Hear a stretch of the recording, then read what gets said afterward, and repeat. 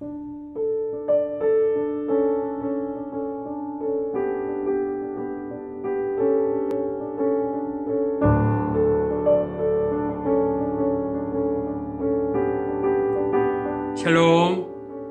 하나님의 평강이 우리 사랑하는 BICF 베이징 국제교회 모든 성도님들과 영상으로 예배드리는 우리 모든 성도님들에게 함께 하시기를 축복합니다.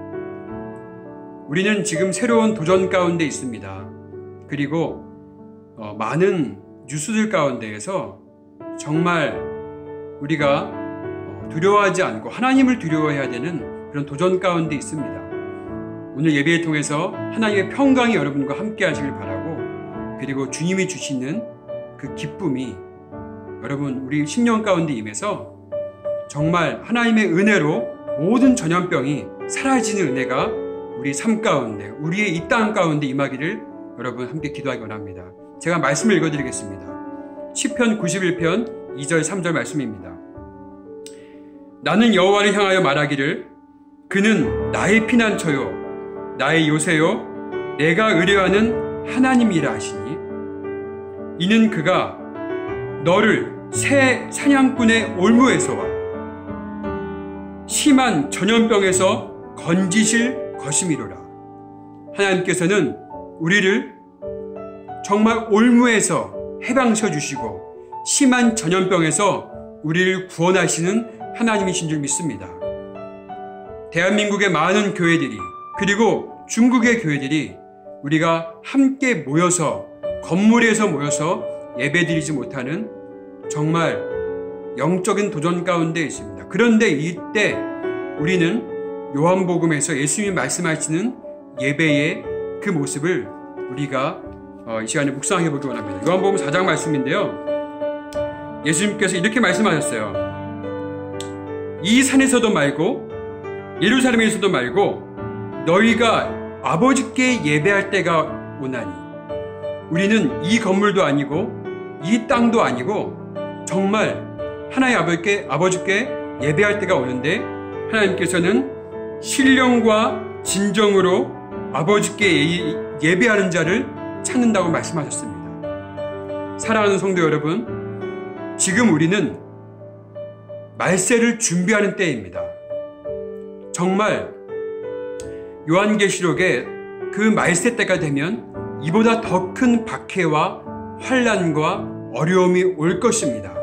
지금 우리는 말세를 준비하는, 정말 신령과 진정으로 예배드리는 훈련을 하는 때인 줄 믿습니다. 이럴 때일수록 정말 마음을 다해서 예배드리고 하나님을 두려워하고, 그리고 이 땅을 통치하시고 이 모든 전염병에서 우리를 구원하실 분은 여호와 하나님이라는 것을 믿고 나아가는 그런 마음의 예배를 드리는 저와 여러분 되기 원합니다. 오늘 예배를 통해서 하나님 깊이 만나고 신령과 진정으로 주님께 나아갑시다. 제가 시작기도 하겠습니다. 살아계신 하나님 아버지, 이런 도전 가운데 우리는 오늘 다시 한번 전심으로 마음의 예배로 주님께 나아가기 원합니다. 이 산에서도 저 예루살렘에서도 아닌 신령과 진정으로 바로 이 자리에서 살아계신 하나님께 예배하는 모든 성도들을 인도하여 주시옵소서. 영상으로 예배드리는 모든 성도 가운데 그 심령에 살아계신 하나님의 성령을 부어주시고 하늘로부터 내리는 평강을 부어 주시옵소서. 감사하며 주님 찬양합니다. 살아계신 예수 그리스도 이름으로 간절히 기도합니다. 아멘.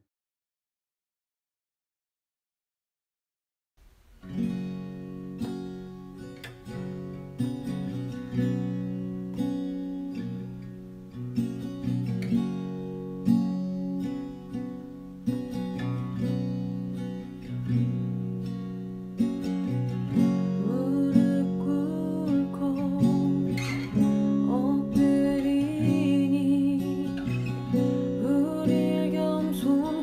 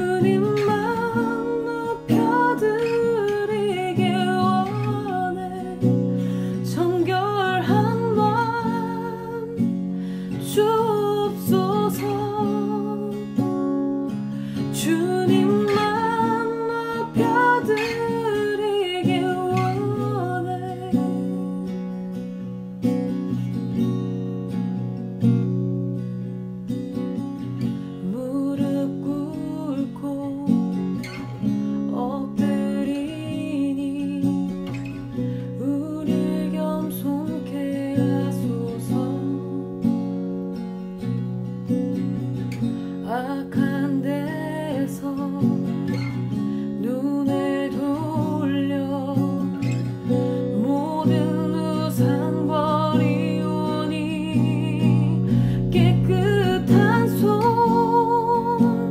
주옵소서. 주님만 높여드리기 원해. 정결한 마음 주옵소서. 주님만 높여드리기 원해. 깨끗한 손 주옵소서. 주님만 높여드리기 원해. 정결한 마음 주옵소서. 주님만 높여드리기 원해. 우리 세대로 주의 얼굴 찾게 하옵소서. 오 야곱의 하나님, 우리 세대로 주의 얼굴 찾게 하옵소서. 오 야곱의 하나님, 우리 세대로 주의 얼굴 찾게 하옵소서. 오 야곱의 하나님, 우리 세대로 주의 얼굴 찾게 하옵소서. 오 야곱의 하나님.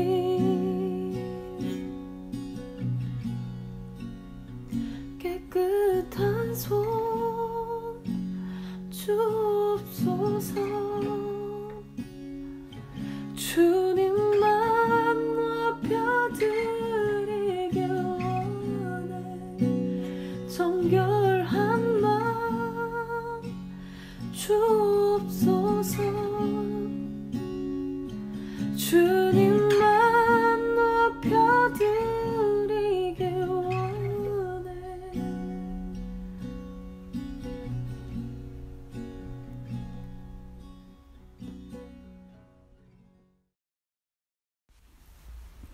사랑의 주님, 한 주간 세상에 휩쓸려 살았던 저희를 변함없고 영원한 그 사랑으로 오늘도 예배하는 자로 불러주심에 감사합니다.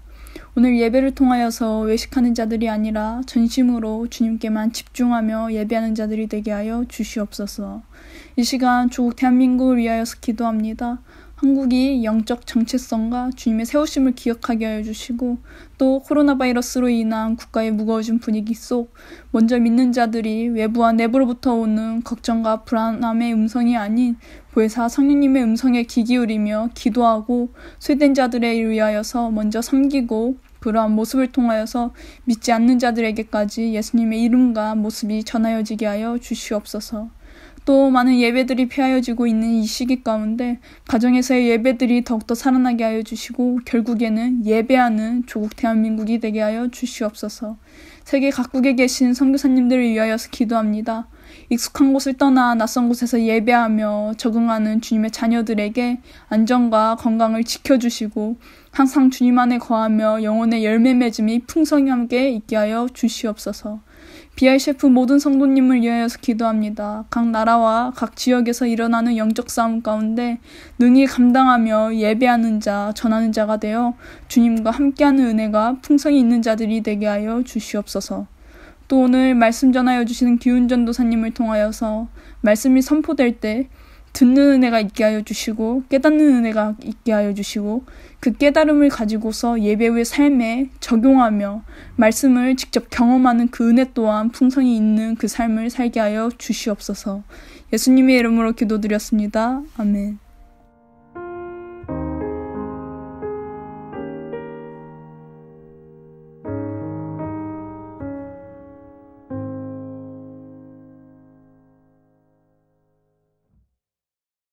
샬롬. 샬롬. 사랑하는 성도 여러분, 벌써 3월달이 다가왔습니다.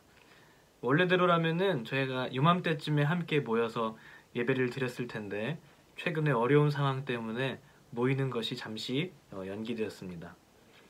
함께 예배드리는 그 모임이, 그 예배가 너무 그립고, 그리고 그 시간들이 정말 소중한 시간이었구나 다시 한번 깨닫는 그런 시간입니다. 오늘은 지난주 요한복음 15장 말씀에 이어서 요한복음 16장 말씀으로 함께 은혜를 나눌까 합니다. 네, 성도 여러분, 혹시 성경 인물 중에서 좋아하는 인물 있으신가요? 저는 개인적으로 갈렙을 되게 좋아합니다. 왜냐하면은 하나님 앞에 성실했던 사람이고, 그리고 철저히 무명의 배우였기 때문입니다. 그런가 하면 성도 여러분, 혹시 좋아하는 성경책은 무엇인가요? 저는 개인적으로 사도행전을 좋아합니다.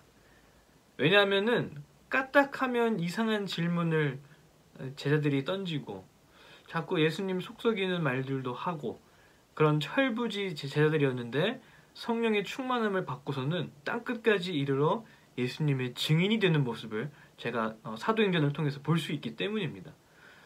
오늘을 살아가는 현대 그리스도인들 또한 마찬가지로 그 부활의 소망, 그리고 성령의 능력을 힘입어서 살아가야 할 텐데 사도행전은 저희들에게 정말 좋은 본보기를 보여주는 책인 것 같습니다. 우리 모두가 성령의 충만한 예수님의 제자가 되어서 생명의 증인이 됩시다. 아멘. 요한복음 16장 말씀에 들어가기에 앞서 사도행전의 이야기를 먼저 하는 이유는요, 바로 오늘 함께 살펴볼 성령은 누구이신가에 대해서 조금 더 잘 알 수 있기 때문입니다. 요한복음 16장은요, 예수님께서 십자가에 잡히시기, 죽음이 코앞에 다가온 상황에 마지막으로 제자들을 불러 모으셔서 집중 제자 훈련을 하시는 장면이라고 봐도 무방하겠습니다.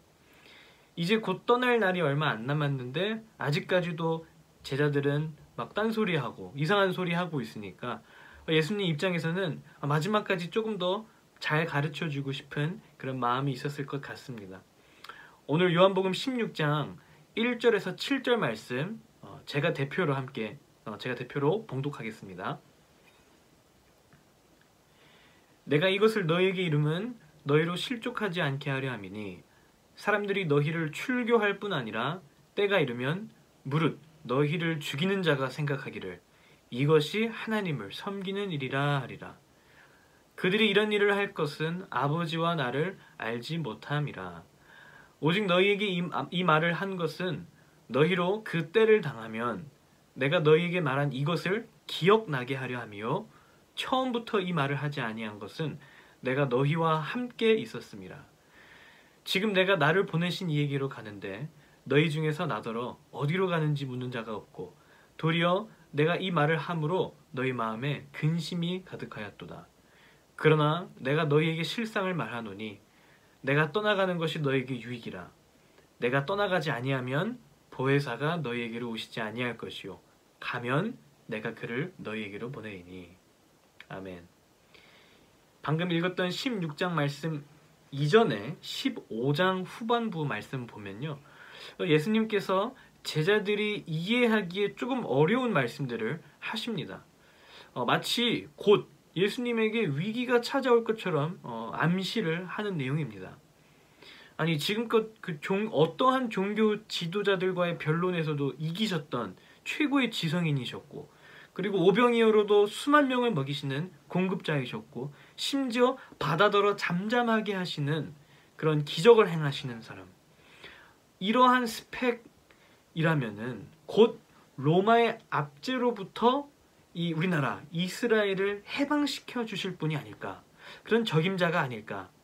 그래서 지금은 비록 떠돌이 생활을 하고 있지만은 마침내 때가 되면은 우리나라에 이스라엘에 광복을 허락해 줄 메시아가 바로 이 예수님이 아니실까, 그렇게 찰떡같이 믿으며 따라왔건만 예수님께서 갑자기 분위기를 잡으시면서 사뭇 다른 이야기를 꺼내기 시작하는 것입니다. 이런 긴장되고 또 텐션이 있는 분위기 속에서 오늘 저희가 읽었던 요한복음 16장이 시작하는 것입니다. 1절에서는 실족한다는 것에 대한 이야기가 나오고요. 그리고 2절에서는 출교의 위험, 그리고 그 후반부에는 목숨을 잃는 상황까지 생길 수도 있다라고 예수님께서 암시를 하십니다. 저희들이야 십자가 죽음, 그리고 부활, 그리고 승천, 이 모든 스토리를 다 알고 있기 때문에 그러려니 하겠지만은 그 당시 제자들에게는 굉장히 충격적이고 그리고 알아듣지 못하는 되게 난해한 이야기였습니다. 모든 것을 다 제껴두고 예수님만 따랐는데 죽음이라뇨. 내가 생각했던 예수님의 그 이미지랑은 너무 달라서 당황한 제자들이었습니다. 인간은요, 보고, 듣고, 만지고, 경험하는 것들을 통하여서 이 가치관, 그리고 세계관이 생깁니다. 그렇죠? 그리고 그 세계관 속에서 이제 사고하고, 그리고 판단하고, 그리고 결정을 내리게 됩니다. 그래서 우리는 이 평생에, 이 오랜 세월 동안에 나에게 맞는 세계관을 형성해 왔고, 그것이 믿을만하다고 여기면서 그렇게 살아왔습니다.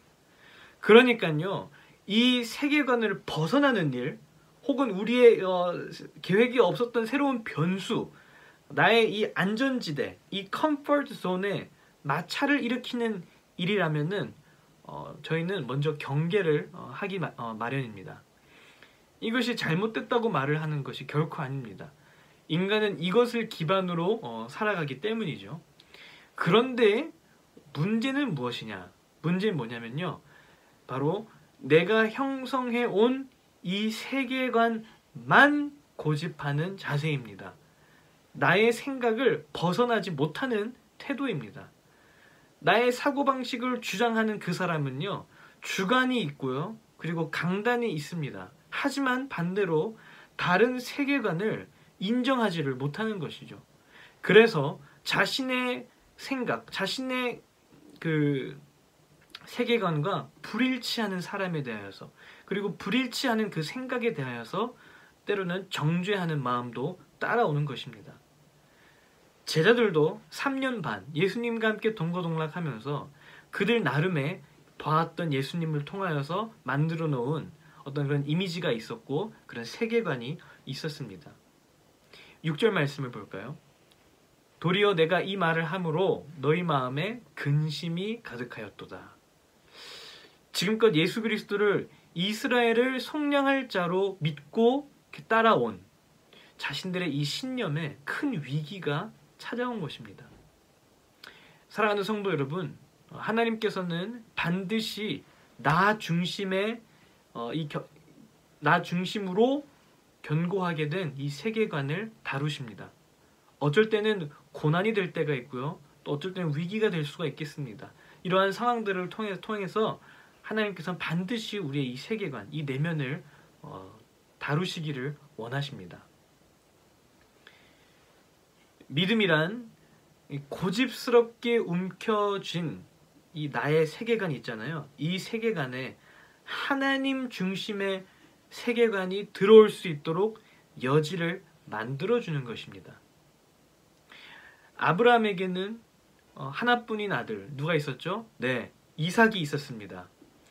이 아들, 이 귀한 아들, 이 독생자 아들을 통해서 믿음의 가문이 이제 연결되고 펼쳐질 것이라고 약속까지 받아둔 것입니다. 그런데 어떤 일이 생기나요? 하나님께서 이 아들을 바치라는 명령을 하십니다. 아브라함의 세계관을 도전하시는 하나님이십니다. 모세는 나이 80에 200만의 히브리 민족을 이끌고 출애굽하는 데 성공하지만 홍해라는 큰 바다를 앞에 두게 됩니다. 그리고 뒤에는 쫓아오는 애굽 군대가 있었죠. 이때 200만 명 되는 백성들은 우리를 왜 끌고 왔니 하면서 다 욕하고 또 다 원망하기 바빴지만은 그때 하나님께서는 모세에게 너의 지팡이를 들라라고 명령하십니다. 말이 안 되는 명령이죠. 이렇게 하나님께서는 모세의 세계관을 도전하셨습니다. 다니엘도 마찬가지이죠. 왕 외에 다른 신들에게 절하지 말라는 금지령이 떨어졌습니다. 그런데에 보란듯이 창문을 활짝 열고 예루살렘을 향하여서 말씀대로 하루에 3번 기도하는 다니엘의 모습이죠. 하나님께서는 다니엘의 이 세계관을 확장하시기를, 넓혀주시기를 원하시는 분이라는 것입니다. 이처럼 모든 믿음의 여정에는 반드시 우리가 갖고 있는 이 생각을 내려놓고 더 크신 하나님의 계획을 믿고 신뢰해야 하는 그 시간이 찾아옵니다. 이렇게 우리의 세계관에 주님께서 도전하실 때 저희는 2가지의 반응을 보일 수 있습니다. 순종하든지 불순종하든지. 믿음은요, 우리가 옳다고 여겨왔던 생각을 버리는 것이 아닙니다. 이 생각을 확장시켜서 하나님께서 개입하실 여지를 만들어주는, 그래서 내 생각을 더 온전하게 해주는 것이 바로 믿음입니다. 하나님께서 모든 만물을 통치하신다는 사실을 여러분 기억하시길 바랍니다. 그리고 하나님께서 이 사랑과 공의로 이 역사를 돌보고 계시다는 사실을 우리가 믿을 때에, 하나님의 주권과 통치를 믿을 때에 하나님께서 더 크신 이 세계관을 우리에게 주실 줄 믿습니다. 그리고 순종하게 될 줄 믿습니다. 예수님의 제자들에게도 이러한 세계관, 자신들이 꽉 붙잡고 있었던 이 세계관에 도전받는 때가 찾아온 것입니다. 예수의 이름으로 실족할 수도 있고 출교하고 그리고 심지어 죽임을 당할 수도 있다는 것입니다. 그러나 죽음 뒤에는 반드시 생명이 있다는 것, 지는 것이 이기는 것이라는 것, 낮아진 자는 높아지고 높아진 자는 낮아진다는 것, 완전히 정반대의 개념을 설명하시는, 소개하시는 이 예수님의 말씀에 여러분 순종하시겠습니까? 아멘. 순종하실 줄 믿습니다. 마지막 7절 말씀 보겠습니다. 그러나 내가 너희에게 실상을 말하노니 내가 떠나가는 것이 너희에게 유익이라. 내가 떠나가지 아니하면 보혜사가 너희에게로 오시지 아니할 것이요 가면 내가 그를 너희에게로 보내리니. 아멘. 네, 보혜사 성령님을 보내신다는 약속입니다. 우리의 이 내면, 이 믿음, 이 세계관을 도전하실 때에 때로는 예수의 이름 때문에, 예수님의 이름으로 우리가 불이익을 받을 그때에, 예수님의 이름 때문에 고난을 받는 그때에 두려워 말라, 내가 성령으로 너희와 함께 하시리라 하는 바로 그 약속인 것입니다. 4절 말씀 제가 읽겠습니다. 오직 너희에게 이 말을 한 것은 너희로 그때를 당하면 내가 너희에게 말한 이것을 기억나게 하려 함이요. 아멘. 성령님이 찾아오시면요, 예수님께서 하셨던 그 말들이 우리 가운데 기억이 나게 되는 것입니다. 그리고 이전에는 우리가 할 수 없었던, 꽉 붙잡고 있었던 이 세계관에 그 기억나서 들어오는 예수님의 말씀들이 이 세계관을 점점 하나님의 세계관을 accept하고 인정하게 하는 그 일이 발생하는 것, 이것이 바로 성령 충만한 것입니다. 이전에 절대로 굽힐 수 없었던 우리의 완고함, 그리고 이제는 이삭을 바치라 명령하실 때에 이삭을 바칠 수 있고, 그리고 지팡이를 들어라 하실 때 지팡이를 들고, 그리고 여호와만 섬기라 라고 말씀하실 때에 정말 그렇게 우리 하나님만 섬길 수 있게 되는 은혜가 생기는 것, 이것이 바로 성령 충만입니다. 마지막으로 사도행전 4장 3절 말씀 함께 보도록 하겠습니다. 제가 읽겠습니다. 그들을 잡음에 날이 이미 저물었으므로 이튿날까지 가두었으나. 베드로와 요한이 예수님의 부활을 증언하다가 처음으로 감옥으로 들어간 순간입니다. 우린 여기서 잠깐 멈춰봐야 합니다. 그리고 이 두 제자, 특별히 베드로의 심정을 우리가 헤아려 보아야 합니다. 여러분, 베드로가 무슨 생각하며 감옥에 있었을까요?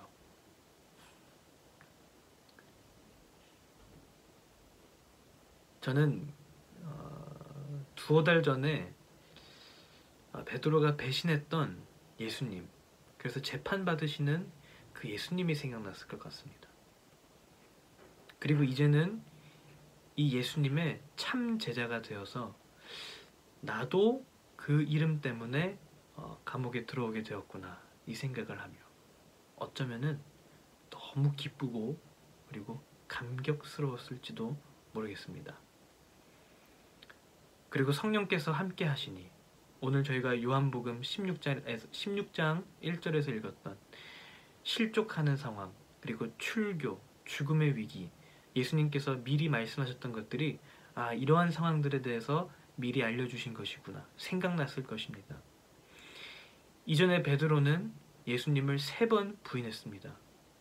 그러나 이제는 죽음의 위기 앞에서도 담대합니다. 왜냐하면 부활하신 예수님을 보았고 그분이 성령으로 그 베드로 안에 우리 안에 함께 하시기 때문입니다. 사랑하는 성도 여러분, 딱 한 가지만 당부의 말씀을 드리고 싶습니다. 우리의 견고한 이 세계관이 성령님께서 들어오실 수 있도록 우리 다시 만나는 날까지 있잖아요. 우리 말씀을 가까이 했으면 좋겠습니다. 특별히 아침에 일어나면 큐티 했으면 좋겠습니다. 다시 온갖 잡다한 정보들로 나의 세계관, 그날의 세계관이 만들어지기 전에 오직 여호와의 말씀으로 우리의 이 생각을 만들어내고 우리의 세계관을 형성할 때에 하나님께서 기뻐하시고 그리고 하나님께 대하여 순종하는 하루가 될 줄 믿습니다. 모이기 어려운 현 상황에 이제는 우리가 골방으로 들어가서 하나님과 1대1로의 그 친밀한 교제의 시간을 회복해야 되는 시간이 되는 줄 믿습니다. 그리고 성령 충만한 제자가 되어서 생명의 증인, 생명을 나가서 전하는 자가 되어야 할 것입니다. 그리고 사도행전 4장에서 저희가 함께 읽었던 것처럼 이 고난과 역경 속에서도 참 이 길이 예수님께서 걸어가신 길이구나 감격하시면서 살아가는 그 은혜가 있기를 주 예수 그리스도의 이름으로 축복합니다. 아멘. 제가 기도하겠습니다. 살아계신 하나님 아버지, 우리를 고아와 같이 내버려 두지 아니하시고 보혜사 성령님을 우리에게 보내주신 데 너무 감사드립니다. 하나님, 우리가 예수 그리스도의 이름으로 핍박 가운데 있을 때, 고난당할 때에, 또 부당한 대우를 받을 때에 그것을 도리어 기뻐하고 감격해하는 자 되게 하여 주시옵소서.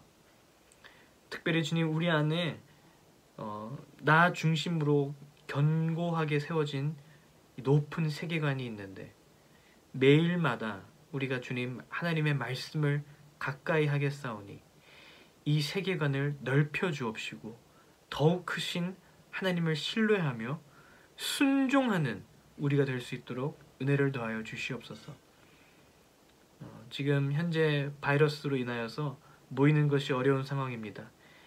거룩한 생활을 지키게 하여 주옵시고 골방에서 문을 걸어 잠궈서 1대1로 하나님과 만나는 더 뜨거운 예배가 주님께 드려지는 복된 시간으로 사용되어지게 하여 주시옵소서. 다시 만나는 그날까지 건강하게 인도하여 주실 줄 믿고 감사드리며 살아계신 우리 주 예수님의 이름으로 기도합니다. 아멘.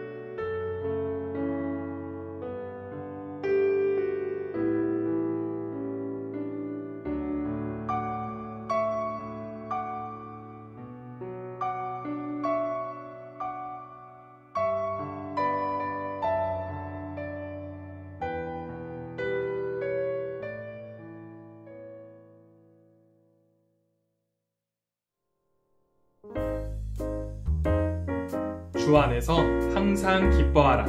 내가 다시 말하노니 기뻐하라. 아멘. 한 주간 기쁘게 보내셨나요? 새로 주어질 한 주는 더욱 주님 안에 거하며 기쁘고 평안하시기를 축복합니다. 광고 소식입니다.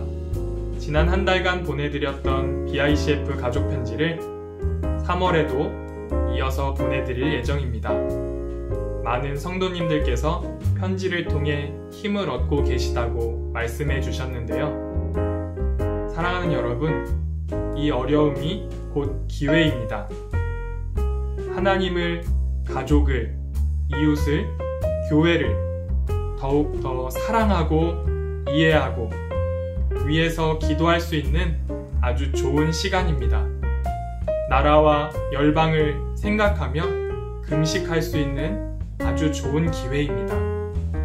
두려워 마시고 놀라지 마시고 강하고 담대하게 이 어려움을 함께 이겨내게 되시기를 바랍니다. 다음 주에 다시 뵙는 그날까지 모두 건강하시기를 바라며 축복의 인사를 전합니다. 샬롬.